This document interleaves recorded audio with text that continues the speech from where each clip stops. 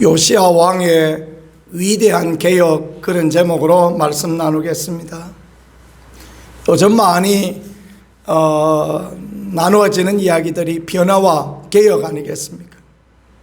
변화와 개혁하겠다는 사람들이 얼마나 그렇게 많은지 모르겠습니다. 선거철만 되면 이것도 변화시키고 이것도 개혁하고 이렇게 하겠다라고 말하는 분들이 얼마나 그렇게 많은지 모르겠습니다.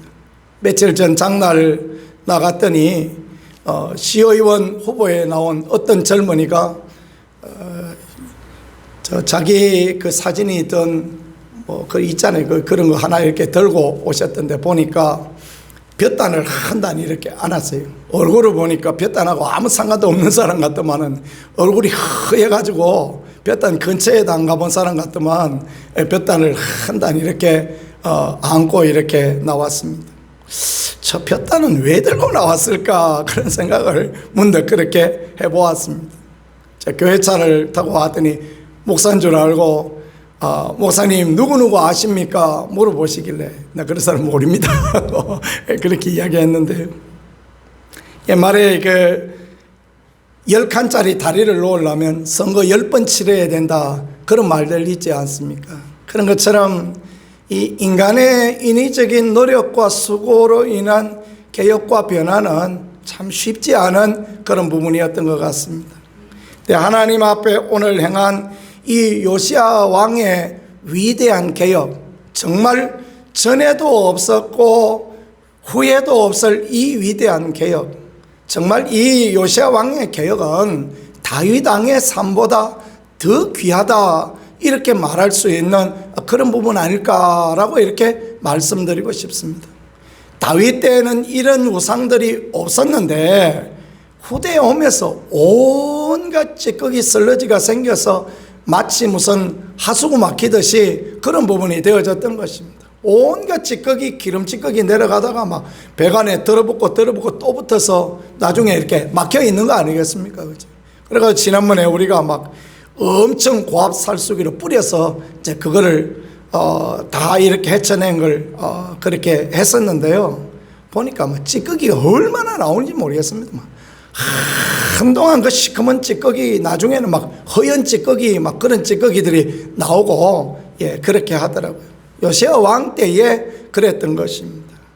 요시야 왕의 개혁의 그 근원과 힘은 무엇이었는가? 그것은 제사장 hilki야가 여호와의 성전에서 발견한 하나님의 말씀이었습니다. 학자들은 이 말씀을 신명기였다라고 그렇게 이해하고 있습니다. 그러니까 하나님의 율법 중에서 신명기의 말씀을 이제 제사장들이 성전 수리하면서 발견하였다. 그 신명기의 핵심은 무엇입니까? 하나님을 섬기고 하나님만 섬기면 하나님께서 형통과 은혜를 주시고, 또 하나님을 떠나서 멀리 가면 그보다 더 많은 재앙과 힘든 일이 닥칠 수밖에 없다. 그게 신명기 28장에 나오는 축복과 저주의 말씀이고 신명기의 핵심 아닙니까? 신명기 사가가 가지고 있는 신학과 열왕기 사가가 가지고 있는 신학은 똑같은 신학입니다. 그러니까 같은 흐름을 가지고 있다라는 거예요. 그래서 요시야가 하나님의 말씀을 발견하였을 때 그 말씀을 추진력으로 삼습니다. 그 말씀을 동력으로 삼습니다. 그 말씀을 방향성으로 삼습니다. 우리의 삶에 정말 중요한 게 그것입니다. 목사는 말씀의 방향성을 따라 설교하고, 성도는 또 그 방향성을 따라 함께 나가고, 그럴 때 위대한 개혁의 은혜가 임하여지고 하나님이 함께 하심과 도우심이 하나님의 교회 가운데 임하게 되어지는 것입니다. 우리가 어렵고 힘들다 할지라도 하나님의 말씀의 기준을 따르고 하나님의 말씀의 방향성을 따라가는 것이 얼마나 귀한지요. 말씀을 전하는 저나 우리 모든 분들이 그런 은혜와 축복을 누릴 수 있기를 간절히 소망합니다. 말씀 발견하고, 그러고 난 뒤에 이제 백성의 장로님들을 모으고 선지자, 제사장 다 모으고 백성들을 모아서, 그리고 그 성전 앞에서 나가서 우리 하나님의 말씀을 따라가야 됩니다. 그렇게 이제 요시야 왕이 역설을 하는 것입니다. 그럴 때 백성이 마음을 모아서 이제 왕을 지지하고 그럼으로써 위대한 개혁들이 이루어지는 그런 부분들을 성경이 그렇게 말씀하고 있습니다. 그래서 무엇을 이제 없앱니까? 4절에 보니까 바알과 아세라와 하늘의 이를 성신 위하여 만든 모든 그릇들을 여호와의 성전에서 내어다가 예루살렘 바깥 기드론 밭에서 불사르고 그것들의 죄를 베델로 가져가고 그랬습니다.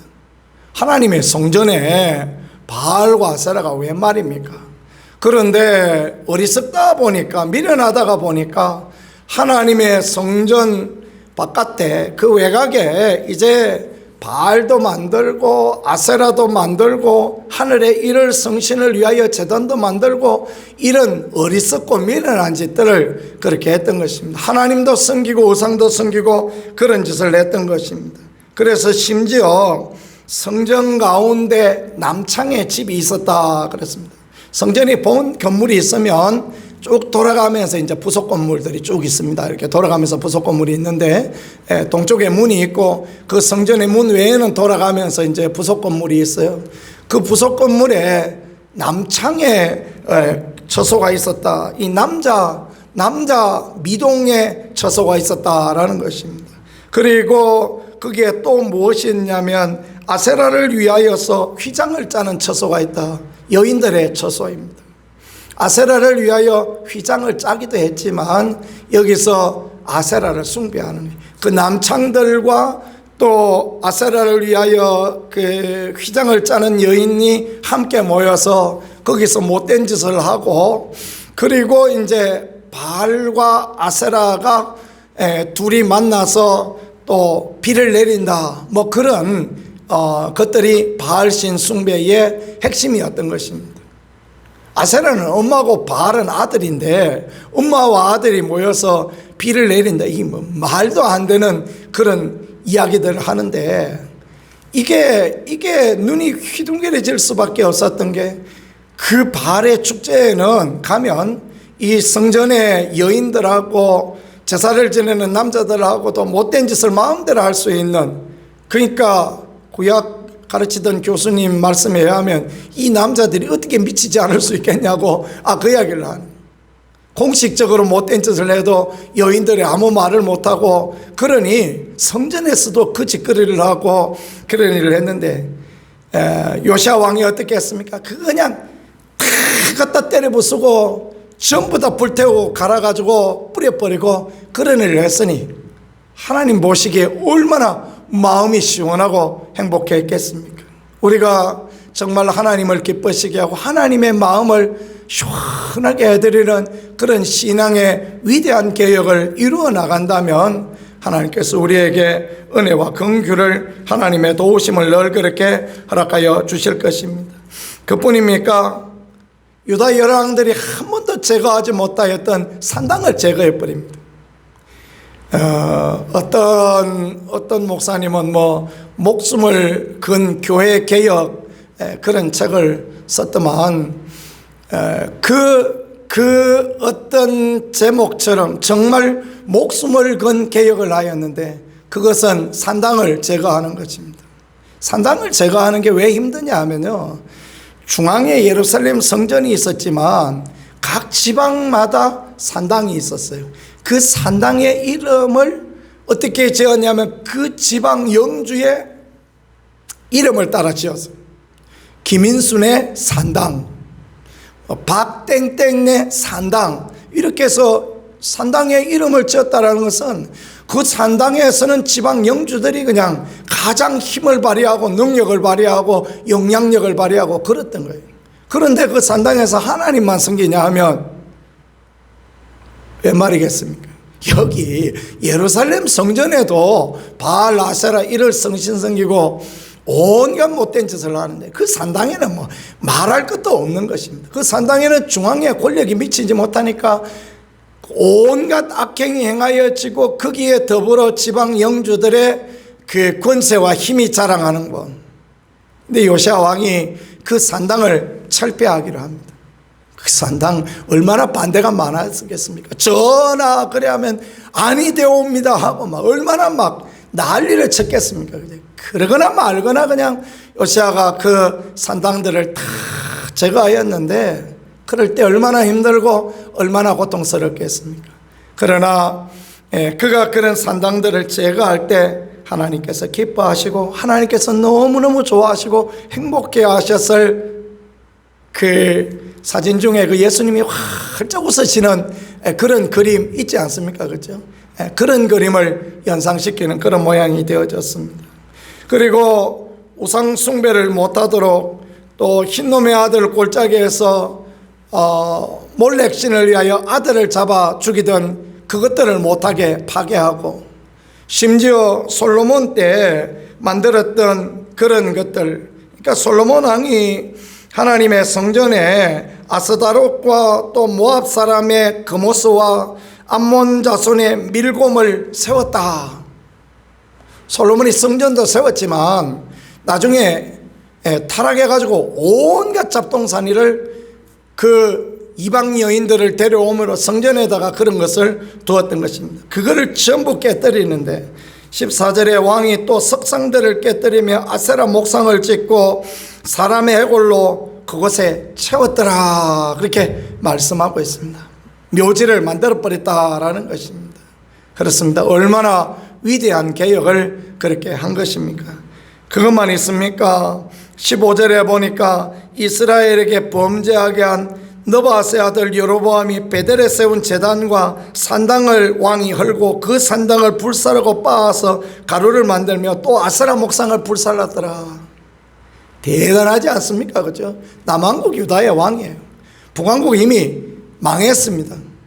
그런데 그 북왕국까지 가서 베델과 단의 금송아지를 전부 때려 부수고 아세라 목상을 다 때려 부수고 그렇게 하였다. 이게 쉽지 않은 것은요, 이렇게 하면 북왕국 사람들이 얼마나 싫어하겠습니까?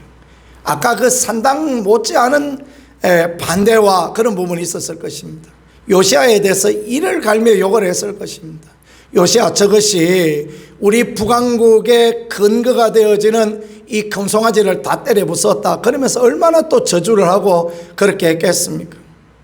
그러나 그럼에도 불구하고 그 모든 것을 다 제거하는 그런 귀한 일, 베델의 제단도 다 흘러버리는 그런 일을 하였다라는 것을 말씀하시니 하나님께서 어떻게 이 요시아의 인생 가운데 재앙을 주시고 바벨론 포로로 끌려가는 그런 일들을 허락하시겠습니까? 하나님이 그렇게 허락하지 않으시고 은혜와 긍휼을 하나님께서 베풀어 주셨다라는 것입니다. 우리의 인생도 마찬가지입니다. 하나님의 말씀을 기준으로 하여 바른 방향성을 가지고 믿음의 길을 달려가며 하나님이 기뻐하실 일을 그렇게 나가면 모든 악함을 다 제거하여 버리고 주님의 기쁨을 향하여 달려나가면 주님이 함께 하시고 주님이 인정하시고 주님이 도와주시는 은혜를 우리들 가운데 그렇게 허락하여 주실 것입니다. 이 모든 은혜 누리고 이 모든 복된 자리에, 은총의 자리에 설 수 있는 우리들 모두가 되어지며 주의 영광을 보는 거룩한 믿음의 백성들로 설 수 있기를 우리 구세주 예수 그리스도 이름으로 간절히 축복합니다. 이 시간 말씀을 생각하며 우리 앞에, 하나님 앞에 같이 기도하겠습니다. 주여, 주의 말씀이 우리의 기준과 우리의 방향성이 되게 하시고 하나님 앞에 위대한 믿음의 개혁을 행하는 우리들이 되게 하여 주시며 살아계신 하나님, 능력의 하나님, 은혜 하나님이 힘입을 수 있는 우리 모두가 되어질 수 있게 은혜와 은총을 다하여 주시고 도와주옵소서. 이 시간에 우리 두 손 들고 주여 한번 하므로 하나님